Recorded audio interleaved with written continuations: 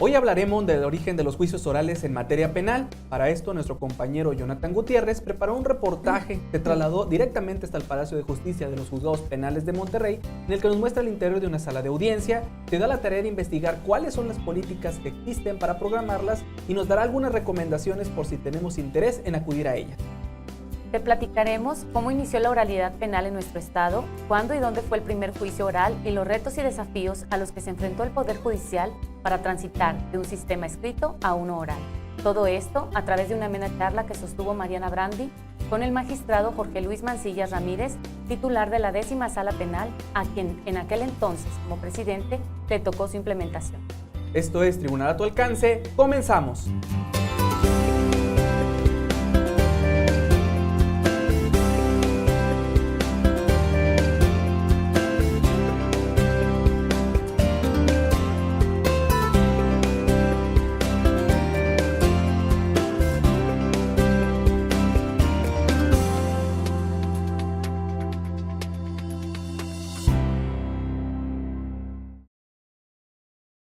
Les agradecemos profundamente por permitirnos llegar a sus hogares. Soy Antonio Gutiérrez, me acompaña mi compañera Marcela Chávez y el día de hoy vamos a hablarle de los juicios orales, el origen de los juicios orales.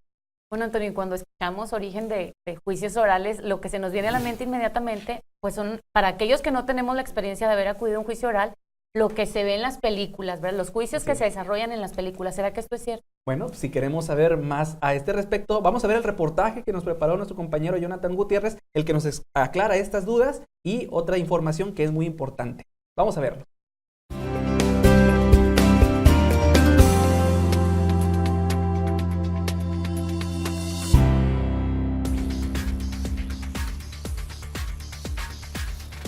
En esta ocasión nos acompaña nuestro compañero Héctor Medina y nos encontramos en el Palacio de Justicia de los Juzgados Penales de Monterrey. Si vas a asistir a alguna audiencia, primero habrá que pasar por este filtro de seguridad.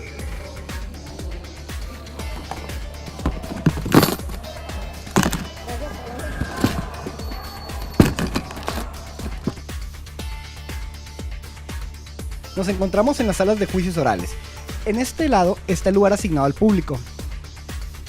Por este lado está el lugar asignado a la defensa y aquí el lugar asignado al Ministerio Público o Fiscalía.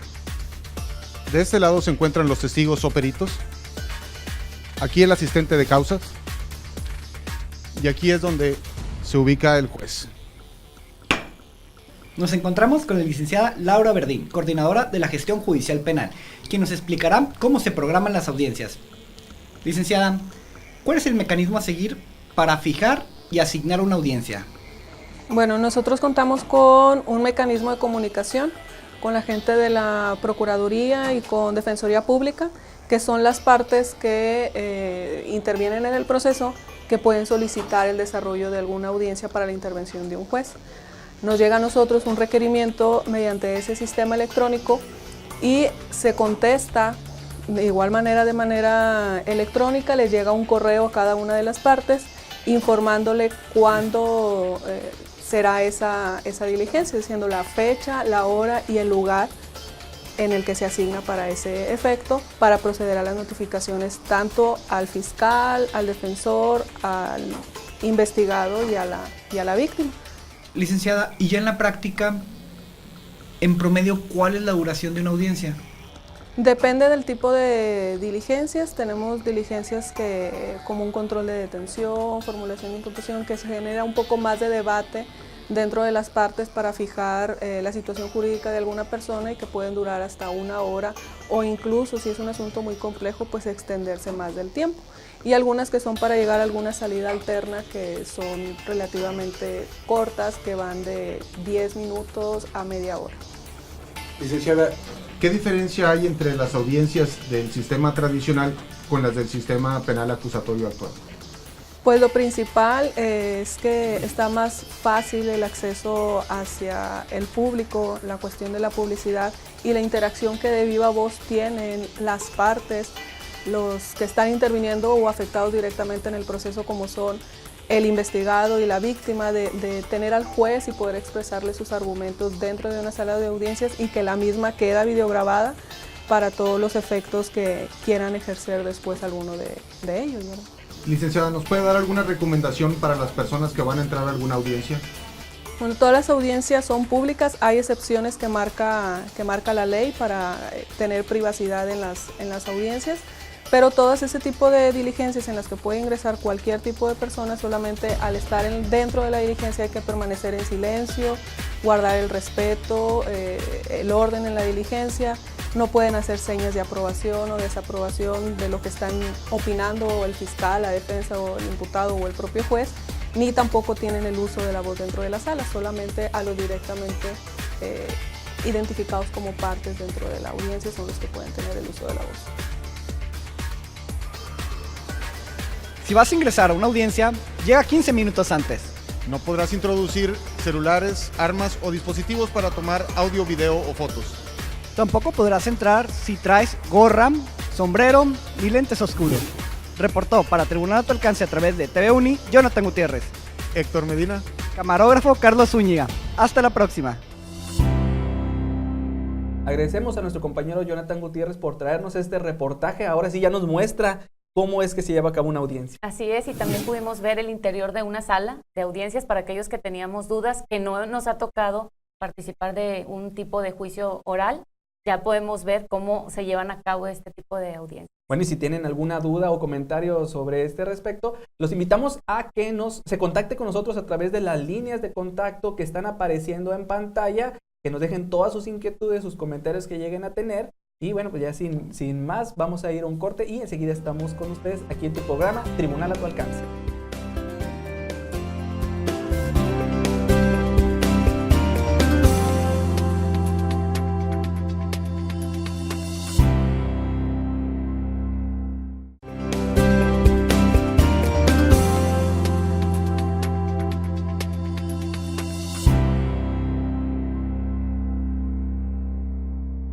Les agradecemos que continúen con nosotros en su programa Tribunal a tu alcance. Les recordamos el tema que estamos tratando el día de hoy es el origen de los juicios orales.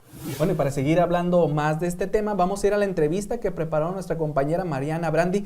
Se entrevistó con el magistrado Jorge Luis Mancillas Ramírez, que es titular de la 10ª Sala Penal, así que nos trae información bastante útil a este respecto sobre el origen de los juicios orales, así que vamos contigo, Mariana.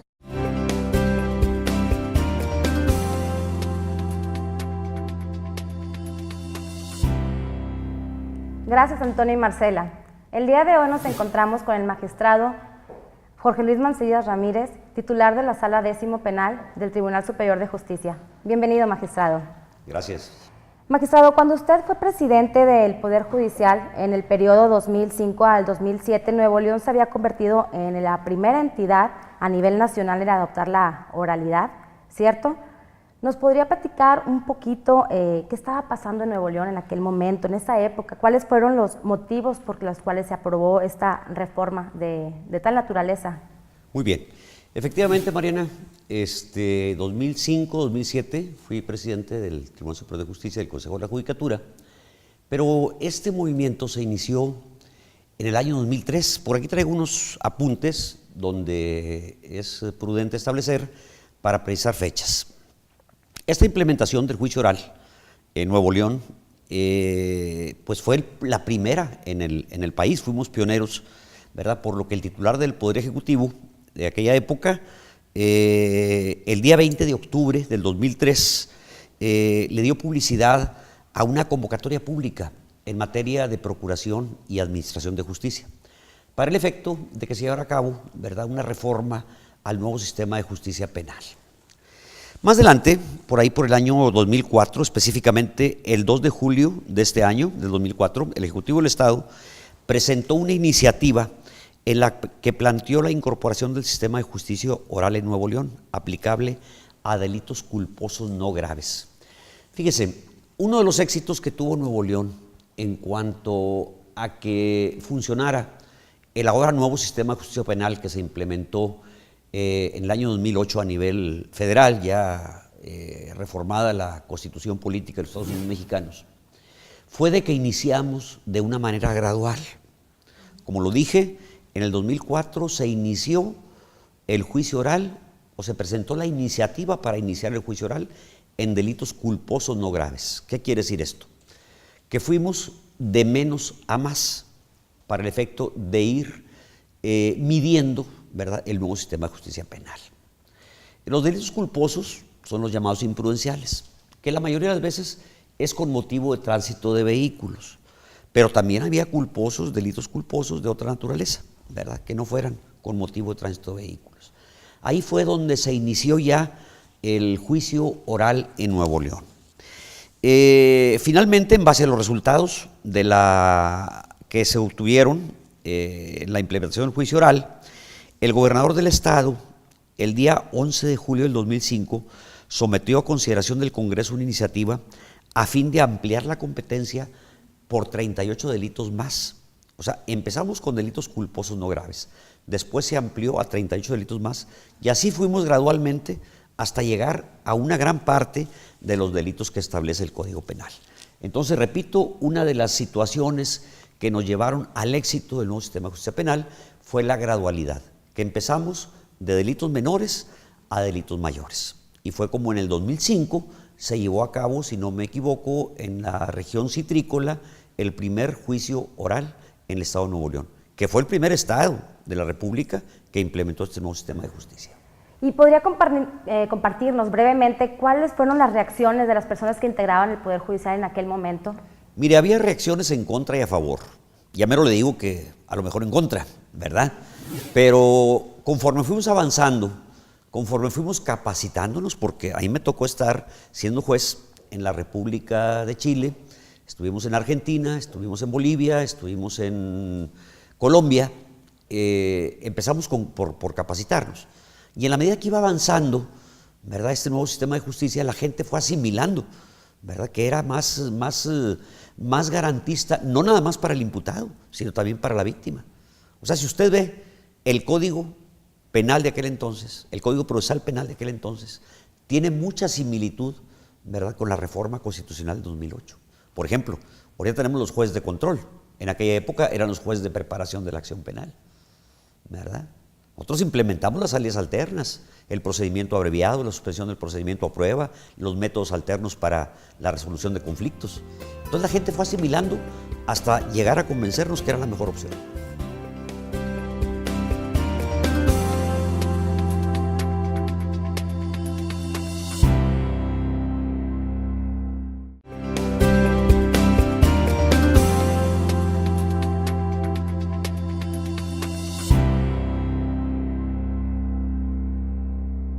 Les agradecemos que continúen con nosotros. Les recordamos nuestras formas de contacto por si llegan a tener alguna inquietud, están apareciendo en pantalla.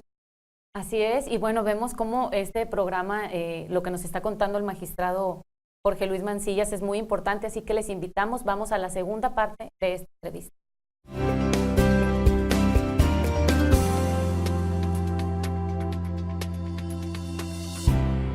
Gracias, Antonio y Marcela. Continuamos con la entrevista al magistrado Jorge Luis Mancillas Ramírez, que nos está hablando sobre el tema de mitos y realidades en la implementación del sistema acusatorio penal.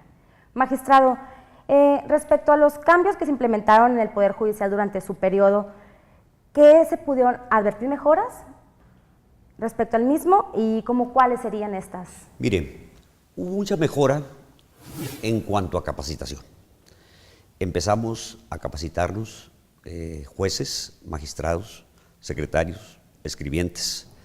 Tuvimos apoyo para el efecto de llevar a cabo la construcción de lo que fueron las primeras salas de juicio oral. O sea, hubo una capacitación a todo el personal del Poder Judicial y aparte se reformó la infraestructura del Poder Judicial. Llevar a cabo las salas de juicio oral con el equipo necesario para el efecto de grabar las audiencias. Ahora, fue muy importante también, ¿verdad?, el tema de la oralidad, porque en aquella época manejábamos un juicio predominantemente oral, predominaba la oralidad, como lo establece ahora el nuevo Código Nacional de Procedimientos Penales. Sabemos que todo acto de molestia, sea orden de aprehensión, auto de vinculación, sentencia definitiva, deben ser por escrito.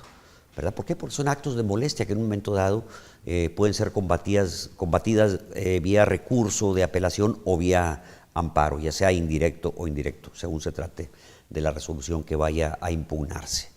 Pero sí hubo mucha mejora desde el punto de vista humano como desde el punto de vista material, en tanto a la infraestructura del Poder Judicial.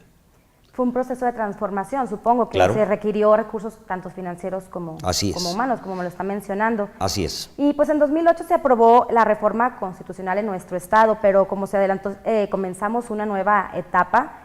Se tenía un antecedente de la reforma del 2004, como usted me lo mencionó, que se incorporaron nuevas figuras y nuevas reglas que debían de adoptarse aquí en nuestro estado. Pero ¿cómo recibió Nuevo León esta reforma constitucional? ¿Estaba preparado el estado? Mire, por lo que hace al Poder Judicial, estábamos preparados y estamos preparados y nos seguimos preparando. Creo yo que el Estado, los municipios, han hecho mucho esfuerzo para capacitar sobre todo a las policías. Ahorita es muy importante la intervención de la policía. La investigación debe estar la policía capacitada para hacer una investigación científica, ¿sí?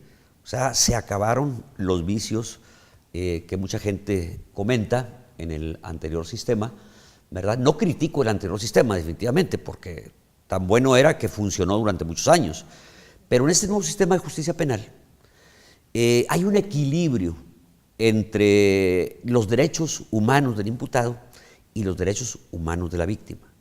La gente lo ha asimilado, repito, ¿verdad? Nos falta todavía mucho por aprender, por capacitarnos. Yo siento que los alcaldes, hemos tenido reuniones con ellos, han puesto mucho de su parte para el efecto de capacitar a las policías municipales.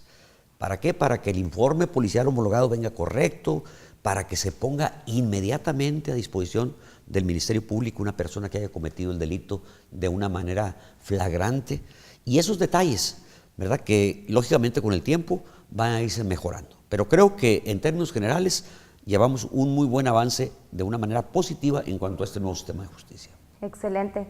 Y en el año 2011 usted publicó una obra, Reingeniería del Sistema de Justicia Penal. Así es. De Monterrey, Poder Judicial del Estado de Nuevo León. Y en esta obra comparte, pues, cuáles fueron los retos a enfrentar, ¿no? Así como las áreas de oportunidad que tenían para mejorarse la impartición de justicia, acorde, pues, al mandato constitucional. Claro.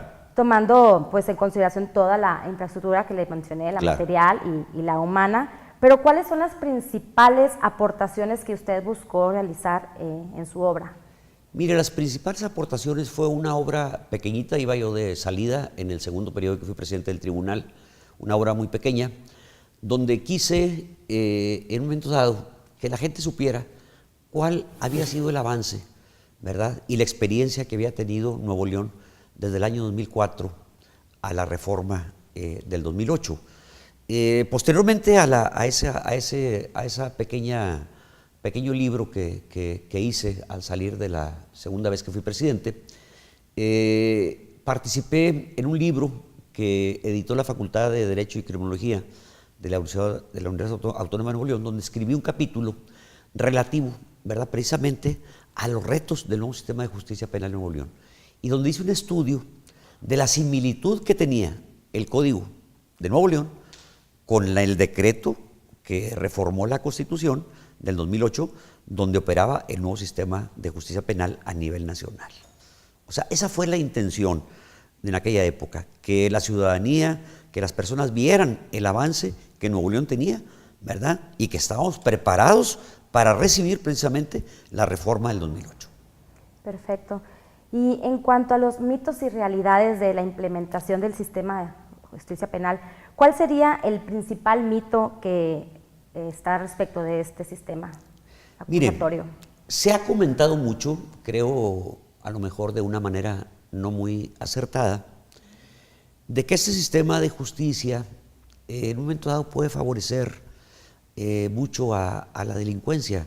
No es así. Quise traer la Constitución Política de los Estados Unidos Mexicanos porque tanto para decretar una aprehensión como para vincular a proceso, ya no se requieren tantos datos como lo establecía la Constitución antes del 2008.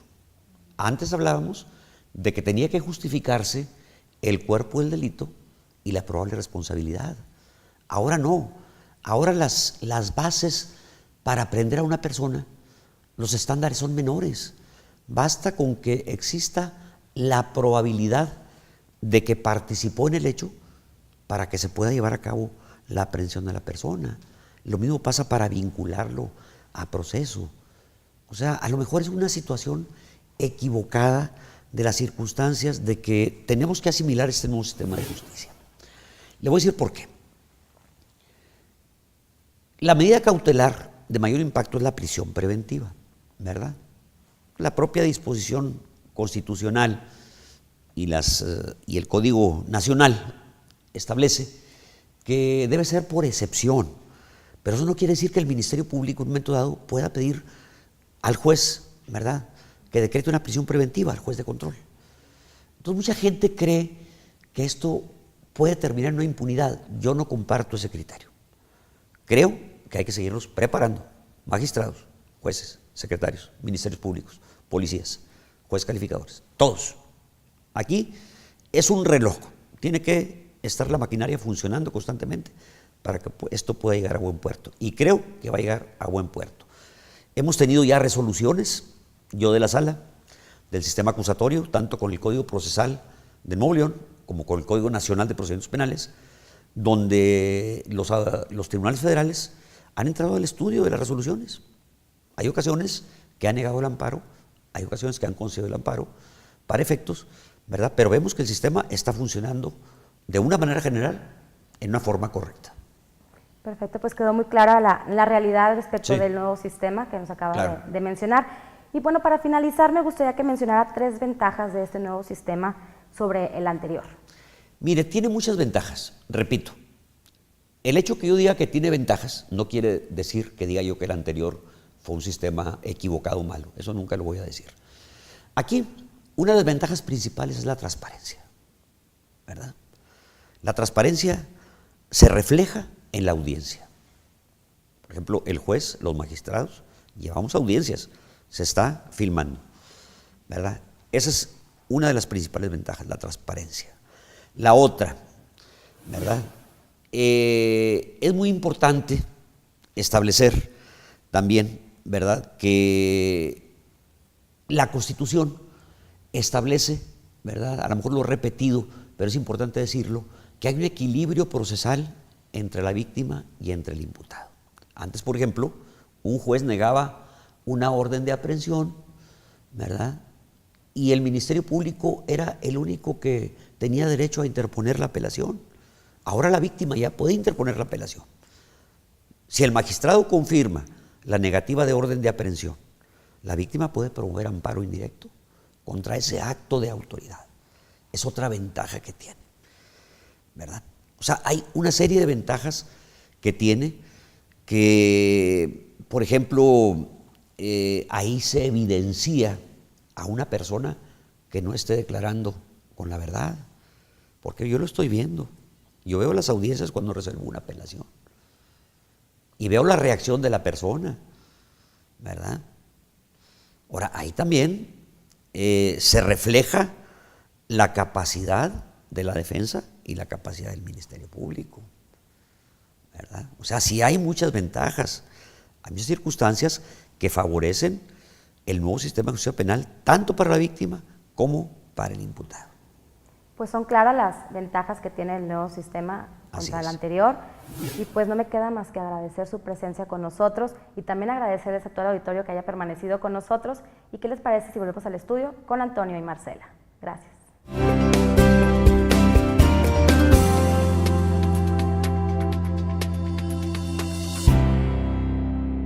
Les agradecemos que nos hayan permitido llegar a sus hogares, también a Mariana Brandi y al magistrado Jorge Luis Mancillas por permitirnos traerles a ustedes toda esta información a través de la entrevista. Así es, soy Marcela Chávez. Antonio Gutiérrez y los esperamos en nuestra siguiente emisión. Hasta la próxima.